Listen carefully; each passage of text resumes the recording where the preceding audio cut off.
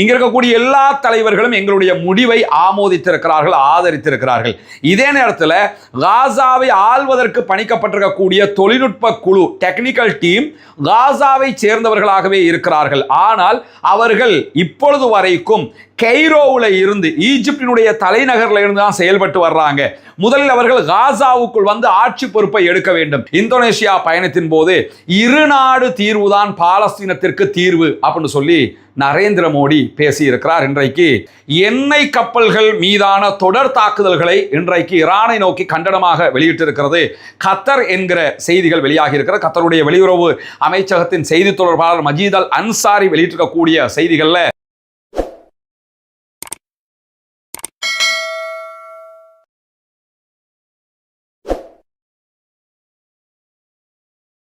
அன்பிற்கினிய சகோதர சகோதரிகளே, நம் அனைவர் மீதும் ஏக இறைவனுடைய அமைதியும் கருணையும் உண்டாகட்டுமாக என்கிற உயரிய பிரார்த்தனைகளோடு தொடர்ச்சியாக பாலஸ்தீனம் மீதான இஸ்ரேலிய ஆக்கிரமிப்பு இராணுவத்தினுடைய தாக்குதல்கள் 2 ஆண்டுகள் நடைபெற்ற நிலையில தற்போது பாலஸ்தீனம், லெபனான், ஈரான் உள்ளிட்ட அனைத்து பகுதிகளையும் கொண்ட ஒரு யுத்த நிறுத்த சூழல் நடைமுறையில் இருப்பதை நம்ம பார்க்க முடியும். ஈரானுடைய முன்னாள் ஆன்மீக தலைவர் ஆயத்துல்லா அலி ஹாமனியினுடைய ஜனாசா அடக்கத்திற்குரிய காரியங்களில் ஈரான் மும்முரமாக இருக்கிறது. ஒரே நேரத்தில் உலகத்தில் 2 காரியங்கள் நடைபெறுவதை நீங்க பார்க்க முடியும். அமெரிக்கா தன்னுடைய 250வது ஆண்டு நிறைவு விழாவை கொண்டாடி கொண்டிருக்கிறது. ஆனால் உலகத்தினுடைய பெரும்பான்மையான ஊடகங்கள் அதை காட்சிப்படுத்துவதை தவிர்த்து கொண்டு வருகின்றன. அதே நேரம் ஈரான் தன்னுடைய நாட்டினுடைய முன்னாள் ஆன்மீக தலைவரின் ஜனாசா அடக்கத்திற்கான காரியங்களை 1 வாரத்திற்கு மேலாக செய்து வருகிறது. பல ஊடகங்களும் அதை செய்தியாக்குவதை நீங்கள் பார்க்க முடியும். எனவே ராஜதந்திர ரீதியாக ஈரான் தொடர்ந்து அமெரிக்காவுக்கு ஒரு பிடியை கொடுத்து கொண்டே வருகிறது. இந்த இடத்திலும் அமெரிக்காவினுடைய 250வது ஆண்டு விழா கொண்டாட்டங்களை செய்தியாக்குவதை தவிர்த்து ஈரானுடைய செய்திகள் மீண்டும் மீண்டும் ஊடகங்களில் பேசப்படுகிற நிலைக்கு ஈரானுடைய அபிமானம் மக்களுக்கு மத்தியிலே வேரூன்றி வருகிறது என்பதை நம்ம கவனிக்க முடிகிற அதே நேரம் இன்றைய நாளில் பாலஸ்தீனத்தினுடைய போராளி குழுக்களும் பாலஸ்தீனத்தில் இயங்கி வருகிற சிவில் சமூகத்தினுடைய தலைவர்களும் மிக முக்கியமான பல தலைவர்களும் ஒன்றிணைந்து ஒரு கூட்டத்தை நடத்தி இருக்கிறார்கள். அவர்கள் தங்களுடைய கூட்டத்தினுடைய முடிவையும் இன்றைக்கு ஊடகங்களில் பேசியிருக்கிறார்கள். குறிப்பாக பாலஸ்தீன விடுதலை அமைப்பினுடைய செய்தி தொடர்பாளராக செயல்பட்டு வரக்கூடிய ஹாஷிம் காசிம் அவர்கள் ஊடகங்களுக்கு பேசுகிற நேரத்தில் என்ன சொல்றாருன்னு கேட்டா, காசாவினுடைய சிவில் நிர்வாக அமைப்புகளை நாங்கள் விட்டு கொடுத்திருக்கிறோம். காசாவில் அரசாங்கத்தை நாங்கள் தான் நடத்தி வந்தோம். உள்நாட்டு சிவில் வேலைகளுக்குரிய அந்த அரசாங்கத்தினுடைய பகுதிகளை நாங்கள் தற்போது விட்டு கொடுத்திருக்கிறோம். காசாவை சேர்ந்தவர்களை கொண்டே உருவாக்கப்பட்டிருக்கக்கூடிய ஒரு தொழில்நுட்ப குழு தற்போது காசாவை ஆளுகிற வாய்ப்பு கிடைத்திருக்கிறது. ஆனால் அந்த குழுவுக்கு இதுவரைக்கும் உள்ளே நுழைகிற வாய்ப்பை இஸ்ரேல் கொடுக்காமல் இருக்கிறது. காசாவை சேர்ந்தவர்கள் எடுத்த முடிவு அதுதான் நாமும் ஏற்றுக்கொள்ள வேண்டிய முடிவாக இருக்கிற இந்த சூழல்ல இன்றைய நாள் ஹாஷிம் காசிம் என்கிற பாலஸ்தீன விடுதலை போராட்ட அமைப்பினுடைய காசாவுக்கான செய்தி தொடர்பாளர் ஊடகங்களுக்கு பேசுகிற நேரத்தில் என்ன சொல்றாருன்னு கேட்டா, இங்க இருக்கக்கூடிய எல்லா தலைவர்களும் எங்களுடைய முடிவை ஆமோதித்திருக்கிறார்கள், ஆதரித்திருக்கிறார்கள். இதே நேரத்தில் காசாவை ஆள்வதற்கு பணிக்கப்பட்டிருக்கக்கூடிய தொழில்நுட்ப குழு, டெக்னிக்கல் டீம் காசாவை சேர்ந்தவர்களாகவே இருக்கிறார்கள். ஆனால் அவர்கள் இப்பொழுது வரைக்கும் கெய்ரோவில் இருந்து, ஈஜிப்டினுடைய தலைநகரில் இருந்து தான் செயல்பட்டு வர்றாங்க. முதலில் அவர்கள் காசாவுக்குள் வந்து ஆட்சி பொறுப்பை எடுக்க வேண்டும். அதற்கு இஸ்ரேல் அனுமதிக்க வேண்டும். சமாதானத்திற்கு நடுவராக இருந்த அமெரிக்காவும் மற்ற நாடுகளும் தொழில்நுட்ப குழு காசாவுக்குள் வந்து ஆட்சி அதிகாரத்தை கையிலே எடுப்பதற்கு அனுமதிக்க வேண்டும், இஸ்ரேலுக்கு அந்த அழுத்தத்தை கொடுக்க வேண்டும் என்கிற செய்திகளை இன்றைக்கு சொல்லி இருக்கிறார்கள். எனவே பாலஸ்தீன விடுதலை போராட்ட அமைப்பினர் எடுத்திருக்கக்கூடிய இந்த முடிவு மிகச் சிறப்பானது என்பதை அங்கிருக்கக்கூடிய மக்கள் அத்தனை பேருமே ஏகோபித்து ஏற்றுக்கொண்டிருக்கிறார்கள் என்பதையும் இந்த இடத்துல நம்ம பார்க்கிற அதே நேரத்தில் இன்றைய நாள் இஸ்ரேலுடைய அமைச்சர் இத்தாமர் பென் கிவிர், இவனை பொறுத்தவரையில இவன் எல்லாம் எந்த லிஸ்ட்ல சேர்க்கிறதுன்னே யோசிக்க வேண்டிய அளவில் இருக்கக்கூடிய ஒரு ஆள். உலகத்தில் எதையெல்லாம் உச்சகட்ட அநியாயம் நினைப்போமோ அதை எல்லாத்தையும் செஞ்சுவிட்டு அதற்கு அதை சிரிச்சு மகிழ்ந்து அடுத்தவனுடைய அநியாயத்தில், அடுத்தவன் படுகிற துன்பத்தில் ரசனையை வெளிப்படையாக மனசுக்குள்ள ஒருத்தன் மகிழ்ந்து கொள்றதுங்கிறது ஒன்று. ஆனால் வெளிப்படையாகவே அதை ரசிக்கிற அந்த மிருகத்தனம் இருக்குதுல்ல, இது உலகத்துல கொஞ்சம் பேர் தான் இதை வெளியே காட்டுவாங்க, உள்ளுக்குள்ள வச்சுக்கிடுவாங்க. வேணும்னா வெளியில காட்ட மாட்டாங்க. அந்த வெளியில காட்டுகிற லிஸ்ட் எடுத்துக்கிட்டால் அதுல தலைவனாக இவன் தான் இருப்பான், இந்த இத்தாமர் பென் கிவிர்.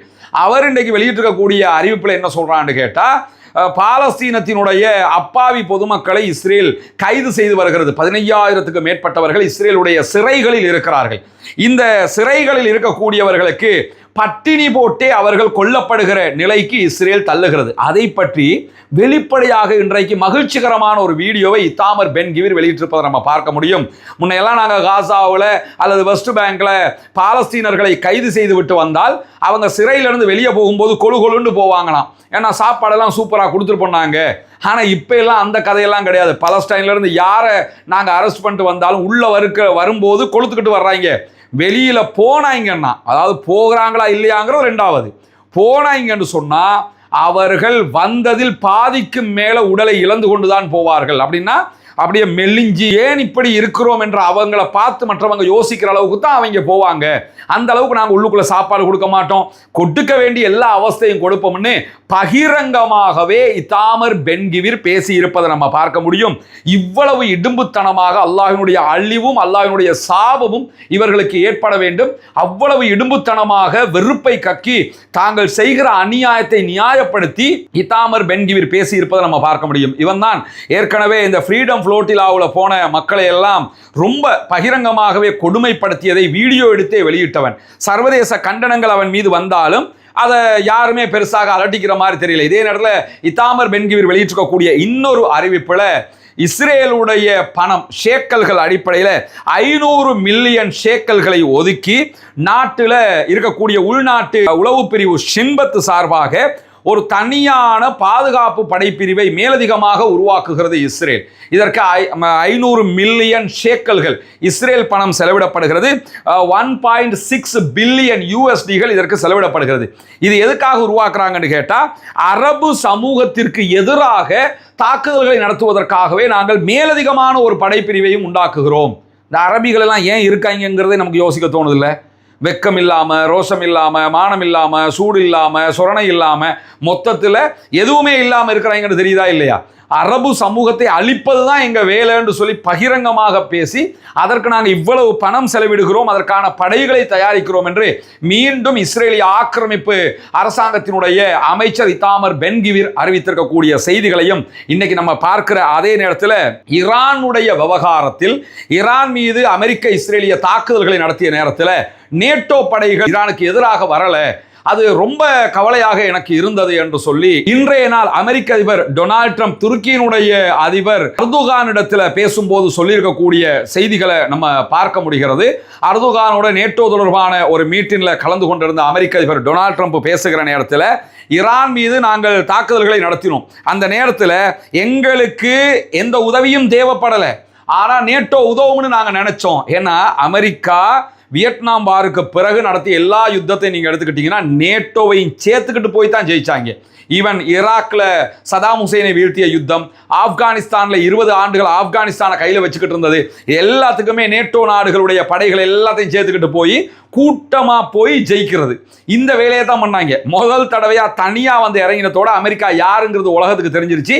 ஈரானோடு படுதோல்வி அடைந்தார்கள். அது பெரிய வெக்க பிரச்சனையாக மான பிரச்சனையாக மாறி இருக்கக்கூடிய நேரத்தில் தான் நேட்டோ நாடுகள் எதுவுமே தலையிட விரும்பல, அவங்களுடைய எந்த தளத்தையும் கொடுக்கல. அதுக்கு 2 காரணம். ஒன்று, நேட்டோவில் எந்த நாடு வந்தாலும் அதுக்கு அடிப்பமிட்டாங்க. ஈரான் 4000 கிலோமீட்டரை தாண்டி டியாகோ கார்ஷியா வரைக்கும் அடிச்சிருந்தாங்க. டியாகோ கார்ஷியா என்கிற தீவுல அமெரிக்காவுடைய தளம் இருக்கிறது. ஈரான்ல இருந்து 4000 கிலோமீட்டர் தூரத்தில் இருக்குது.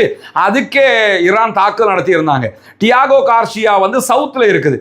அதே வெஸ்ட் பக்கமா 4000 கிலோமீட்டர் திருப்பி பார்த்தோம்னா வெஸ்ட்ல இருக்கக்கூடிய மேற்கு நாடுகள் யூகே முதல் கொண்டு எல்லா நாடுகள் மேலேயும் தாக்குதல் நடத்துகிற பவர் ஈரான் இடத்தில் இருக்கிறது. 4000 கிலோமீட்டர் அடிக்கணும்னா திருப்பி 4000 கிலோமீட்டர் அந்த பக்கமா அடிக்கலாம்ல. அதனால இந்த எந்த நாடுகளுமே நேட்டோ நாடுகள் ஈரானோடு சண்டை பிடிப்பதற்காக வரவில்லை. ஒன்று. இரண்டாவதாக நேட்டோ நாடுகள் அமெரிக்காவோடு ஒருங்கிணைந்து செயல்படுவதிலிருந்து பின்னாடி போறாங்க. அமெரிக்கா விதித்திருக்கக்கூடிய பல பொருளாதார வரிகள் காரணமாகவும் டொனால்ட் ட்ரம்பினுடைய நடவடிக்கைகள் காரணமாகும். இந்த நிலையில தான் நேட்டோ நாடுகள் நீங்க எங்களுக்கு உதவ வரல, அது ரொம்ப மனவருத்தத்துக்குரியது என்று சொல்லக்கூடிய அமெரிக்க அதிபர் டொனால்ட் ட்ரம்ப் என்ன சொல்றாருன்னு கேட்டா, எங்களுக்கு எந்த உதவியும் தேவையில்லை, ஆனா நாங்க உதவுவீங்களா இல்லையான்னு நாங்க டெஸ்ட் பண்ணி பார்த்தோம், ஆனா ரொம்ப தெளிவாக தெளிவாக விளங்கிருச்சு நீங்கள் யாருன்னு சொல்லி. ஆனால் நாங்கள் உங்களுக்கு நிறையவே உதவி இருக்கிறோம், அதையும் நீங்கள் புரிஞ்சுக்கிறங்க அப்படிங்கிறத இன்றைக்கு ரொம்ப ஆதங்கப்பட்டு அமெரிக்க அதிபர் டொனால்ட் ட்ரம்ப் சொல்லி இருக்கிறாருங்கிறத பார்க்க முடியும். எப்படி போனாலும் ஈரான்கிட்ட தோத்துட்டிய வெக்கமான ஜூடு சொரணை இல்லைன்னா அதை திரும்ப திரும்ப பேச வேண்டியிருக்கு, இல்லைன்னா விட்டுட்டு போயிடணுங்கிற லெவல் தான் அமெரிக்காவுக்கு ஏற்பட்டிருப்பதை நம்ம பார்க்க முடிகிற அதே நேரத்தில் எண்ணெய் கப்பல்கள் மீதான தொடர் தாக்குதல்களை இன்றைக்கு ஈரானை நோக்கி கண்டனமாக வெளியிட்டிருக்கிறது கத்தர் என்கிற செய்திகள் வெளியாகி இருக்கிறது. கத்தருடைய வெளியுறவு அமைச்சகத்தின் செய்தி தொடர்பாளர் மஜீத் அல் அன்சாரி வெளியிட்டிருக்கக்கூடிய செய்திகளில் தொடர்ந்து ஈரான் ஹொர்முஸ் ஜலசந்தியில் போகக்கூடிய எண்ணெய் கப்பல்கள் மீது தாக்குதல்களை நடத்துவதை நாங்கள் ஏற்றுக்கொள்ள முடியாது அப்படின்னு சொல்லி கண்டிச்சிருக்கிறார். இரவு கத்தாருக்கு சொந்தமான ஒரு கப்பல் ஹொர்முஸ் ஜலசந்தியில் போய்கொண்டிருந்தது. குறிப்பாக அல் ரகாயத் என்று சொல்லக்கூடிய எண்ணெய் கப்பல் அது. அந்த கப்பல் மேலே ஈரான் தாக்குதல்களை நடத்தி இருக்கிறது.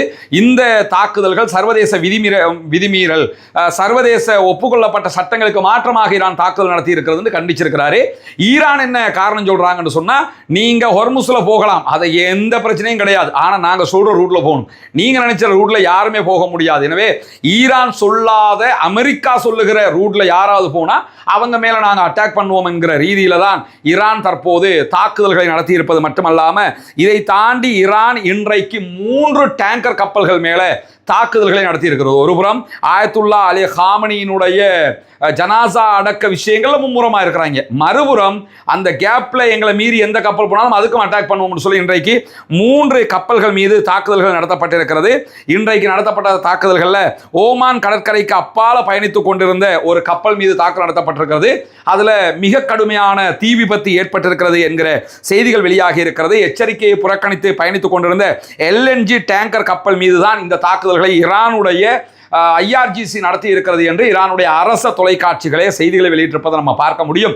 காரணம் என்னன்னு கேட்டா, நாங்க சொல்ற ரூட்ல போகணும், ஓமானுக்கு அருகாமையில போய் தப்பி போய்க்கலாம்னு நினைக்கக்கூடாது, எங்க ரூட்ல போனா மட்டும்தான் அனுமதிப்போம்ங்கிறதுக்காக அட்டாக் பண்ணியிருக்கிறாங்க. அதை தாண்டி இன்னும் 2 கப்பல்கள் மீது ட்ரோன் தாக்குதல்கள் நடத்தப்பட்டிருக்கிறது. அந்த கப்பல்களுக்கு பாரிய சேதங்கள் கிடையாது, ஆனால் தாக்குதலுக்கு உள்ளாகி இருக்கிறது என்கிற செய்திகளும் இன்றைக்கு வெளியாகி இருக்கிறது. எனவே ஈரான் தன்னுடைய இறையாண்மை விவகாரத்தில் இது எங்க ஏரியா, நாங்கள் சொல்கிற மாதிரி தான் கேட்கணுங்கிறதுல ரொம்ப உறுதியாக இருக்கிறாங்க. இதனால தான் ஏற்கனவே ரஷ்யாவினுடைய உயர் பாதுகாப்பு சபையின் துணைத் தலைவர் 2 நாட்களுக்கு முன்பதாக பேசும்போது ஈரானிடத்தில் அணு ஆயுதம் இல்லை, ஆனால் ஹொர்முஸை கண்ட்ரோல் பண்ணலாம் என்கிற அந்த விவகாரம் அணு ஆயுதத்தை விட ஈரானிடம் இருக்கக்கூடிய ஒரு பாரிய பவர் என்பதை சொல்லியிருந்தார். அந்த பவரை தான் ஈரான் யூஸ் பண்ணி கொண்டிருக்கிறாங்க. அதே நேரத்தில் இன்றைக்கு இன்னும் ஒரு செய்தி வெளியாகி இருக்கிறது. இந்திய பிரதமர் நரேந்திர மோடி இந்தோனேஷியா பயணித்திருக்கிறார். இந்தோனேஷியா பயணத்தின் போது இருநாடு தீர்வுதான் பாலஸ்தீனத்திற்கு தீர்வு அப்படின்னு சொல்லி நரேந்திர மோடி பேசியிருக்கிறார். இன்றைக்கு இது வரவேற்பை தருவதற்கு பதிலாக பட்டு கேவலமாக சர்வதேச மட்டத்தில் பேசப்படக்கூடிய ஒரு செய்தியாக மாறி இருக்கிறது. காரணம் என்னன்னு கேட்டால், இந்தியாவினுடைய நிலைப்பாடு ஏற்கனவே இந்தியாவினுடைய பாரம்பரியமாகவே பாலஸ்தீனம் என்பது தனி நாடாக இருக்க வேண்டும், பாலஸ்தீனத்திற்கு சுதந்திரம் கொடுக்கப்பட வேண்டும். நேரு காலத்தில் இருந்து இந்தியா இந்த ஸ்டாண்டில் தான் இருந்தாங்க. ஆனால் இந்திய பிரதமராக நரேந்திர மோடி வந்ததற்கு பிறகு, குறிப்பாக இந்த 2-3 ஆண்டுகளாக இந்தியாவினுடைய ஸ்டாண்டு பாலஸ்தீனத்திற்கு எதிராகவும் இஸ்ரேலுக்கு ஆதரவாகவும் மாறி இருந்தது. குறிப்பாக ஈரான் மீதான தாக்குதல்களை இஸ்ரேல் ஆரம்பிப்பதற்கு 2 நாட்களுக்கு முன்பதாக இந்திய பிரதமர் நரேந்திர மோடி இஸ்ரேலுக்கு பயணம் போயிருந்தார். ஈரான் மீதான தாக்குதல்களில் இந்தியாவினுடைய ட்ரோன்கள் பயன்படுத்தப்பட்டிருந்தது. 2 நாட்களுக்கு முன்பதாக கூட இஸ்ரேலிய பிரதமர், எங்களுக்கு மேற்கு நாடுகளுடைய ஆதரவு இல்லாட்டி என்ன, இந்தியா என்கிற ஒரு நண்பன் எங்களுக்கு இருக்கிறான் என்று பேசப்படக்கூடிய அளவுக்கு நிலைமை மாறி இருந்தது. ஈரான்ல இந்தியா ஒரு துறைமுகத்தை கட்டிக்கிட்டு வந்தாங்க. அந்த துறைமுகத்திற்கு கடந்த ஆண்டு நிதி ஒதுக்கியவர்கள் இந்த ஆண்டு நிதி ₹1 கூட ஒதுக்கல. ஈரான் எப்படியுமே இஸ்ரேல் அடிச்சிருவான், அமெரிக்காவும் அடிச்சு நொறுக்கிடுவான், ஈரான் ஆப்கானிஸ்தான் மாதிரி ஈராக் மாதிரி ஆயிரும், எனவே எதுக்கு இவங்களோட நட்புன்ற மாதிரி அவங்க ஒதுங்கி இருந்தாங்க. ஆனால் யுத்தத்தில் ஈரான் ஜெயிச்சதோட உடனே ஈரான் பக்கம் போனது மட்டுமல்லாம ஆயத்துல்லா அலி காமனியினுடைய ஜனாசா அடக்கத்திற்கு ஆட்களை அனுப்பியது. இப்படி திருப்பி நாங்க உங்க ஆள் தாங்க, நாங்க சும்மா அது இஸ்ரேல் பக்கம் போயிட்டோங்கிற மாதிரி காட்டுவதற்கு ட்ரை பண்றதை பார்க்க முடியும். அந்த அடிப்படையில் இந்தோனேஷியா போனவர் பாலஸ்தீனம் என்பது பாலஸ்தீன மக்களுக்குரியது, அவங்க தனிநாடாக இருக்கணும், இஸ்ரேலுக்கு பக்கத்தில் பாலஸ்தீனம் என்கிற ஒரு நாடு இருக்கணும், அதுதான் இந்தியாவினுடைய நிலைப்பாடு அப்படின்னு சொல்லி எல்லாம் அவர் பேசி இருக்கிறாரு. ஆனாலும் இஸ்ரேலோடு இவர்கள் இணங்கி போனார்கள். அதில் ஏற்பட்ட தோல்விதான் தற்போது இந்த வருத்து வருவதற்கான காரணமாக இருக்கிறது என்பதை பல ஆய்வாளர்களும் சுட்டிக்காட்டுகிற அதே நேரத்தில் ஏற்கனவே மோடியினுடைய அரசாங்கம் ஐக்கிய நாடுகள் சபையில் இஸ்ரேலை கடுமையாக விமர்சிக்கிற வகையில் பாலஸ்தீனத்திற்கு ஆதரவாக கொண்டு வரப்பட்ட தீர்மானங்கள், பல தீர்மானங்கள்ல வாக்களிக்காமல் ஒதுங்கி கொண்டார்கள். சரியா இருந்தா இஸ்ரேலுக்கு எதிராக வாக்களிச்சிருக்கணும், ஆனால் அவங்க வாக்களிக்காமல் ஒதுங்கி கொண்டார்கள். இஸ்ரேலுக்கு ஆதரவு கொடுக்கும் விதமாக இந்த மாதிரி தான் மோடியினுடைய அரசு செயல்பட்டு வந்த நிலையில தான் இதை கண்டித்து இந்தியாவுடைய எதிர்க்கட்சி தலைவர் ராகுல் காந்தியாக இருக்கலாம், மற்ற தலைவர்களாக இருக்கலாம், மம்தாவுல இருந்து அத்தனை பேருமே மிக கடுமையாக இந்தியாவுடைய இந்த ஸ்டாண்டை விமர்சித்து கண்டிச்சுக்கிட்டே இருந்தாங்க. இன்னைக்கு திடீர்னு வந்து நாங்கள் பாலஸ்தீனத்துக்கு தனி நாடு அப்படின்னு சொல்லி மோடி பேசியிருக்கிறாரு.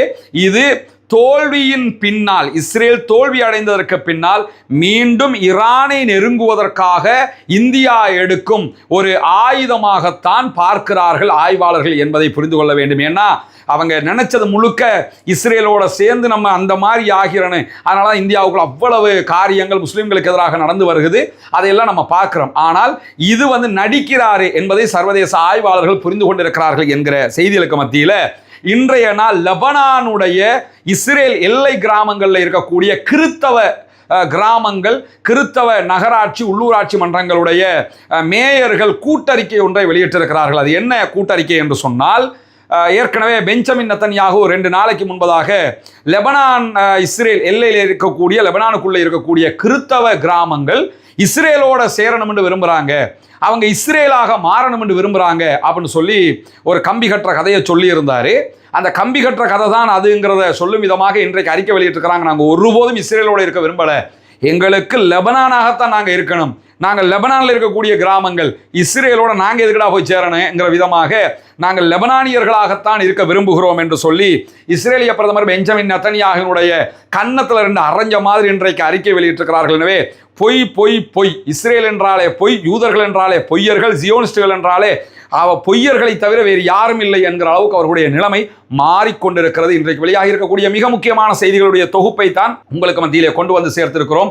தொடர்ந்து இணைந்திருங்கள். ரஸ்மின் மேசி நியூஸ் மற்றும் ரஸ்மின் டாக்ஸ் ஆகிய 2 சேனல்களோடு வரக்கூடிய உண்மை செய்திகளை உடனுக்குடன் உங்களுக்கு கொண்டு வந்து தருவதற்கு தயாராக இருக்கிறோம் என்கிற செய்திகளோடு ஆக்கிரமிப்புகள் ஓய வேண்டும், ஆக்கிரமிப்பாளர்களும் ஓய வேண்டும் என்கிற உயரிய பிரார்த்தனைகளோடு ஆக்கிரமிப்பாளர்களுக்கு எதிராக தொடர்ந்தும் ஜனநாயக ரீதியாக குரலில் போமாக ஆகிறது. அல்ஹம்துலில்லாஹி ரப்பில் ஆலமீன்.